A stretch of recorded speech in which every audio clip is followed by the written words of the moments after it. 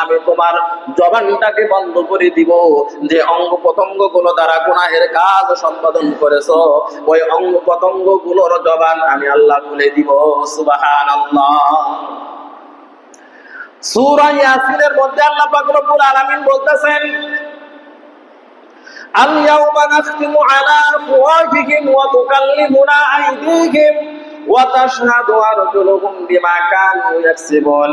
হাসরের ময়দান যখন আল্লাহ পাক রব্বুল আলামিন আমাকে আপনাকে জিজ্ঞাসা করবে, ও বান্দা, দুনিয়ার মধ্যে তুমি এই গুনাহের কাজ করেছো কিনা বলো।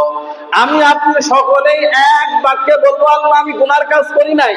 নামাজ পড়েছি 5 ওয়াক্ত, হজ করেছি, যাকাত দিয়েছি, দান সদকা করেছি, মানুষের উপকার করেছি, মাওলা তোমার হুকুম পালন করেছি, গুনাহের কাজ করি নাই। আমার আল্লাহ পাক রব্বুল আলামিন বলেন, আল ইয়াউমা নাখতিমু আলা আফওয়াহিহিম। ওই দিন আমি ওই বান্দার যে মুখ দ্বারা সে অস্বীকার করবে তার মুখটাকে আমি বন্ধ করে দিব। যেই মালিক কথা বলার বাক শক্তি দান করেছেন, সেই মালিক জবান বন্ধ করতে পারেন কিনা? অবশ্যই অবশ্যই পারেন। যেই মালিক কথা বলার বাক শক্তি ক্ষমতা দান করেছেন, সেই মালিকের হুকুমে মুখের জবানটা যখন বন্ধ হয়ে যাবে, ওয়াতুকাল্লিমুনা আইদিহিম, আমার হাত কথা বলবে। আল্লাহ পাকের কাঠ করায় আমার হাত আমার বিপক্ষে সাক্ষী দিবে। ওয়া তাশহাদু আরজুলুহুম, এবং পা মুবারক আল্লাহর দরবারে সাক্ষী দিবে, আল্লাহ তুমি এই বান্দাকে দুনিয়ার মধ্যে সৃষ্টি করে প্রেরণ করে পাঠিয়েছো। আল্লাহ এই বান্দা পা দিয়ে হেঁটে হেঁটে অগ্রসর হয়ে জমিনের মধ্যে তোমার নাফরমানি করেছে। পা সাক্ষী দিবে, হাত সাক্ষী দিবে, চোখ সাক্ষী দিবে, কান সাক্ষী দিবে, এবং চামড়া মুবারক যখন সাক্ষী দিবে, বান্দা বলবে, ওগো আল্লাহ এই চামড়া কিভাবে কথা বললো। আল্লাহ পাক রব্বুল আলামিন পবিত্র কালামুল্লাহর মধ্যে আয়াতের বাণী নাযিল করে দিয়েছেন বান্দার জন্য। বান্দা, তোমার হয়তো প্রশ্ন জাগতে পারে, এই চামড়া কিভাবে তোমার বিরুদ্ধে সাক্ষী দিবে।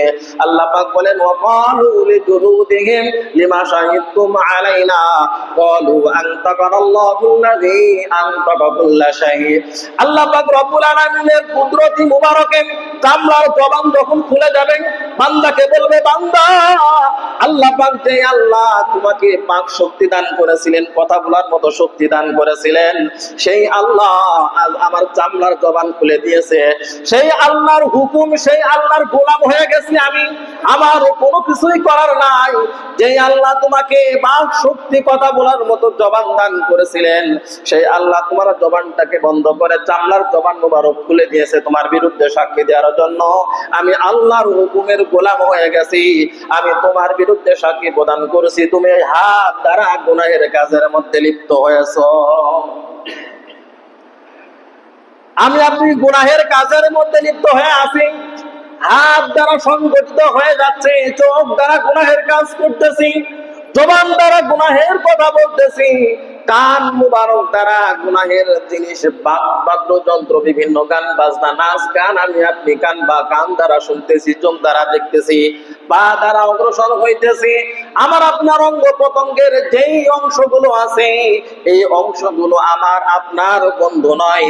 হাসরের ময়দানে আমার আপনার বিপক্ষে তারা কাঠ গড়ায় সাক্ষী যখন দিবে, আমি আপনি সবাই ধরা খেয়ে যাবো। কথা ঠিক কিনা?